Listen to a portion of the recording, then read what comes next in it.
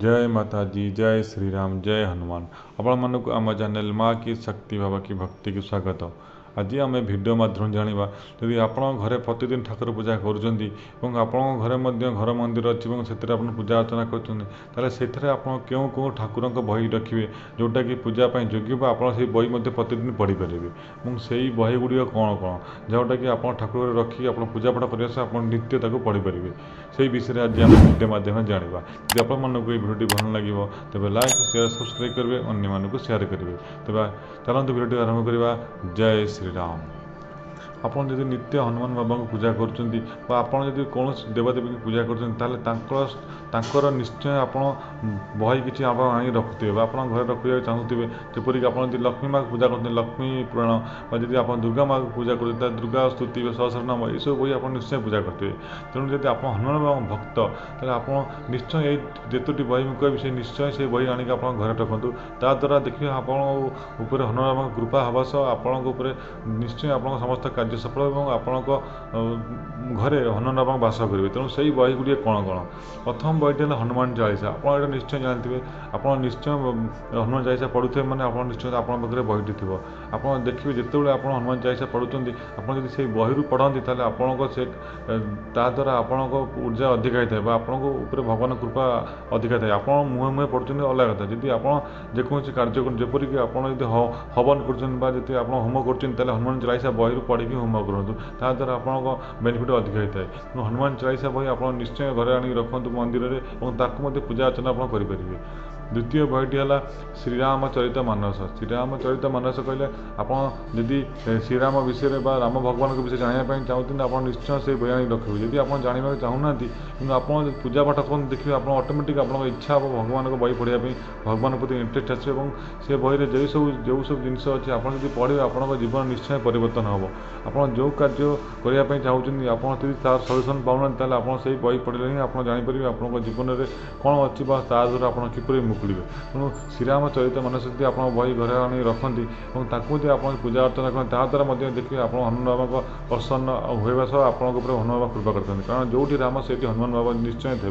तो राम भगवान जब जीवन विषय आप पढ़ाई चाहते तेल श्रीरामचरित मानस निश्चय गोटे बही आनी आप घर हनुमान बाबा पाखे रखु आप पूजा पाठ करूँ और प्रतिदिन गोटे फर्द दी फर्द आप समय अनुसार निश्चय से पाठ करूँ। श्रीरामचरित मानस पढ़ाई द्वारा आपंक राम भगवान हनुमान बाबा कृपा निश्चय पड़ते हैं और आपंक जीवन जहाँ भी प्रोब्लेम थाए तार सल्यूसन आप पाऊना तेल से बही द्वारा आप पढ़े आप निश्चय आप ज्ञान उदय बस आप से सब जिन मुकुड़ी जाती आप से सब प्रोब्लेम सल्व करपारती। तेणु ये बही निश्चय आणतु।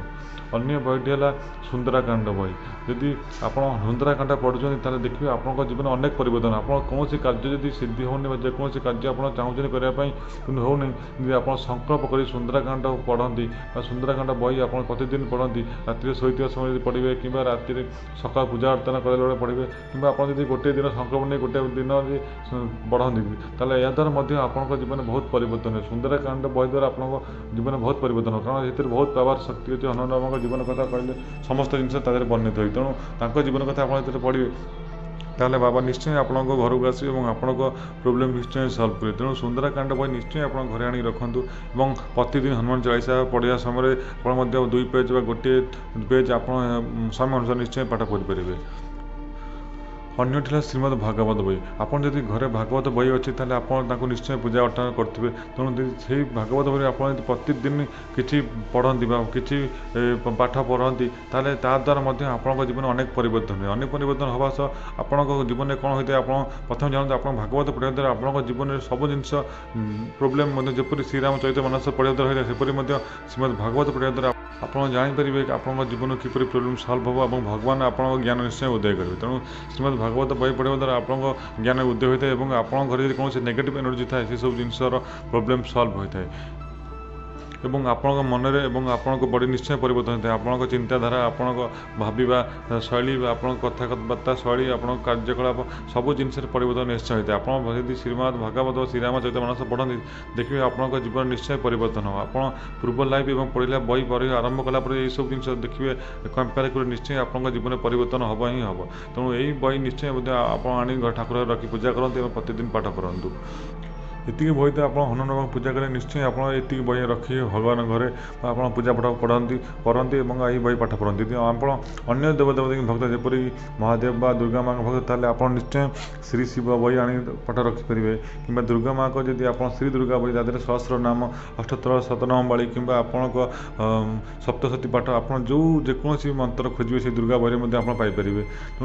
ତେଣୁ ଦୁର୍ଗା ମାଙ୍କ ଯଦି ଭକ୍ତ ଆପଣ ଅଛନ୍ତି ତାହେଲେ ଏହି ବହି ନିଶ୍ଚୟ ଶ୍ରୀ ଦୁର୍ଗା ବହି ଆଣିକି ରଖନ୍ତୁ। ଯଦି ଆପଣ ଲକ୍ଷ୍ମୀ ମାଙ୍କ ଭକ୍ତ ତାହେଲେ ଶ୍ରୀ ଲକ୍ଷ୍ମୀ ବା ଆପଣ କହିପାରିବେ ମାଣବସା ଲକ୍ଷ୍ମୀ ପୁରାଣ ବହି ଆଣି ପଢ଼ନ୍ତୁ। ସେଥିରେ ମଧ୍ୟ ଆପଣ ପଢ଼ିବା ଦ୍ୱାରା ଆପଣଙ୍କ ଜୀବନ ପରିବର୍ତ୍ତନ ହୋଇଥାଏ।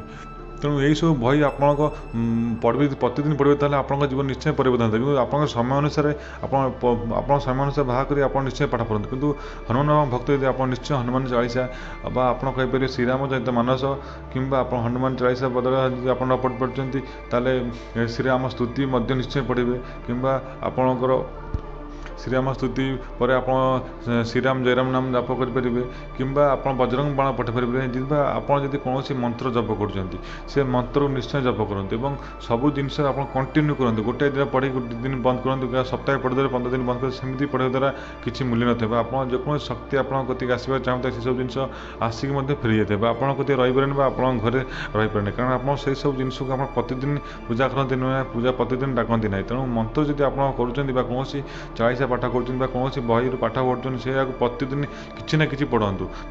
ଯଦି ଆପଣ ଅଧଘଣ୍ଟା ପଢ଼ୁଛନ୍ତି ତା ଜାଗାରେ 15 ମିନିଟ୍ ପଢ଼ନ୍ତୁ 10 ମିନିଟ୍ ପଢ଼ନ୍ତୁ କିନ୍ତୁ ପ୍ରତ୍ୟେକ ଦିନ ଯଦି ସେଇ ପାଠ ମନ୍ତ୍ର ଆପଣ କିଛି ନା କିଛି ଜପ କରନ୍ତି ତାହେଲେ ସେଇ ବହିର ବା ସେଇ ମନ୍ତ୍ରର ବା ଆପଣ ଯେକୌଣସି ଚାଳିଶା ପାଠ ବା ବଜରଙ୍ଗ ବାଣ ବା ସୁନ୍ଦରକାଣ୍ଡ ତାର ସବୁ ଶକ୍ତି ଆପଣଙ୍କ ପାଖକୁ ନିଶ୍ଚୟ ଆସିଥାଏ। ଏହାଦ୍ୱାରା ଆପଣ ଦେଖିବେ ଆପଣଙ୍କ ଜୀବନ ନିଶ୍ଚୟ ପରିବର୍ତ୍ତନ ହୋଇଥାଏ। ତେଣୁ ସବୁବେଳେ ଆପଣ ଯାହା ବି ପଢ଼ୁଛନ୍ତି ତାକୁ କଣ୍ଟିନ୍ୟୁ କରନ୍ତୁ ବା ଆପଣ ପ୍ରତିଦିନ କିଛି ନା କିଛି ମନ୍ତ୍ର ଜପ କରନ୍ତୁ କିଛି ନା କିଛି ଚାଳିଶା ପାଠ କରନ୍ତୁ କିଛି ନା କିଛି ରାମନାମ ଜପ କରନ୍ତୁ। ଏହାଦ୍ୱାରା କ'ଣ ହୋଇଥାଏ ନା ଆପଣଙ୍କ ପାଖରେ ଥିବା ଶକ୍ତି ଆକ୍ଟିଭ୍ ରହିଥାଏ ବା ଆପଣ କହିପାରିବେ ଆପଣଙ୍କ ଘରେ ଯେଉଁ ଶକ୍ତି ପବିତ୍ର ଶକ୍ତି ବା ପଜିଟିଭ୍ ଏନର୍ଜି ଅଛି ସେଇ ଜିନିଷଟି ସବୁବେଳେ କଣ୍ଟିନ୍ୟୁ ରହିଥାଏ। ଯଦି ଆପଣ 15 ଦିନ ପୂଜା କଲା ପରେ ବହି ପାଠ ମନ୍ତ୍ର ପଢ଼ିଲା ପରେ ଆପଣ ଯଦି 15 ଦିନ ବନ୍ଦ କରିଦିଅନ୍ତି ତାହେଲେ ସେଇ ସବୁ ଜିନିଷ ପଳାଇ ଯାଇଥାଏ ଏବଂ ଗଲା ପରେ ଆସିବା ପାଇଁ ବହୁତ କଷ୍ଟ ହୋଇଥାଏ। ତେଣୁ ପ୍ରତିଦିନ ଯଦି ଆପଣ ପୂଜା ପାଠ କରନ୍ତି ମନ୍ତ୍ର ଜପ କରନ୍ତି ବା ଯେକୌଣସି ବହିରୁ ପାଠ ମନ୍ତ୍ର ପଢ଼ୁଛନ୍ତି ତାକୁ ଯଦି ପ୍ରତିଦିନ କଣ୍ଟିନ୍ୟୁ କରନ୍ତି ତାଦ୍ୱାରା ଆପଣଙ୍କ ଘରେ ନିଶ୍ଚୟ ପଜିଟିଭ୍ ଏନର୍ଜି ବା ଭଗବାନଙ୍କ ଶକ୍ତି କିଛି ନା କିଛି ସବୁଦିନ କଣ୍ଟିନ୍ୟୁ ହୋଇ ରହିଥାଏ ସେହିପରି ଏବଂ ଆପଣଙ୍କ ଜୀବନରେ ଯାହା ବି ଦୁଃଖ କଷ୍ଟ ସେସବୁ ଜିନିଷ ନିଶ୍ଚୟ ଦୂର ହୋଇଥାଏ ଏବଂ ଆପଣଙ୍କ ସମସ୍ତ କାର୍ଯ୍ୟ ସଫଳ କରିଥାନ୍ତି। ତେଣୁ ଶେଷରେ ଏତିକି କହି ଆପଣ ଯଦି ଶ୍ରୀରାମ ବା ହନୁମାନ ବାବାଙ୍କ ଭକ୍ତ ତାହେଲେ ଆପଣ ନିଶ୍ଚୟ ଶ୍ରୀରାମ ସ୍ତୁତି ପଢ଼ନ୍ତୁ ଏବଂ ହନୁମାନ ଚାଳିଶା ପଢ଼ନ୍ତୁ। ହନୁମାନ ବାବାଙ୍କ ଯେକୌଣସି ଗୋଟିଏ ମନ୍ତ୍ର 2ଟି ମନ୍ତ୍ର ଜପ କରନ୍ତୁ। ଶ୍ରୀରାମ ଜୟରାମ ନାମ ଜପ କରନ୍ତୁ ଏବଂ ନିଶ୍ଚୟ ଶ୍ରୀରାମଚରିତ ମାନସ ବା ସୁନ୍ଦରକାଣ୍ଡ ପାଠ ପଢ଼ନ୍ତୁ। ଏତିକି ଆପଣ ନିଶ୍ଚୟ ପ୍ରତିଦିନ କରନ୍ତୁ। ଦେଖିବେ ଆପଣଙ୍କ ଉପରେ ହନୁମାନ ବାବାଙ୍କ ଅପାର ଶକ୍ତି ଆସିବ ଅପାର କୃପା ଆସିବ ଯାହାଦ୍ୱାରା ଆପଣଙ୍କ ଜୀବନରେ ଆପଣ ବହୁତ ଜିନିଷ ଆଚିଭ୍ କରିପାରିବେ। ଆପଣଙ୍କ ଜୀବନରେ ବହୁତ ଦୁଃଖ ସବୁ ଦୂର ହୋଇପାରିବ। ତେଣୁ ଏହି ବହି ସବୁ ଆପଣ ଆଣିକି ନିଶ୍ଚୟ ପୂଜା ପାଠ କରନ୍ତୁ ଏବଂ ପ୍ରତିଦିନ ପାଠ ପଢ଼ନ୍ତୁ। ଏହାଦ୍ୱାରା ଆପଣଙ୍କ ଜୀବନ ପରିବର୍ତ୍ତନ ନିଶ୍ଚୟ ହେବ ହିଁ ହେବ। ତେଣୁ ଆପଣମାନଙ୍କୁ ଯଦି ଏ ଭିଡ଼ିଓଟି ଭଲ ଲାଗିଲା ତେବେ ଲାଇକ୍ ସେୟାର ସବସ୍କ୍ରାଇବ୍ କରିବେ ଏବଂ ଅନ୍ୟମାନଙ୍କୁ ସେୟାର କରିବେ। ତେବେ ଆଜି ପାଇଁ ରହୁଛି ଆପଣଙ୍କ ଦିନଟି ଭଲରେ କଟୁ। ଜୟ ଶ୍ରୀରାମ।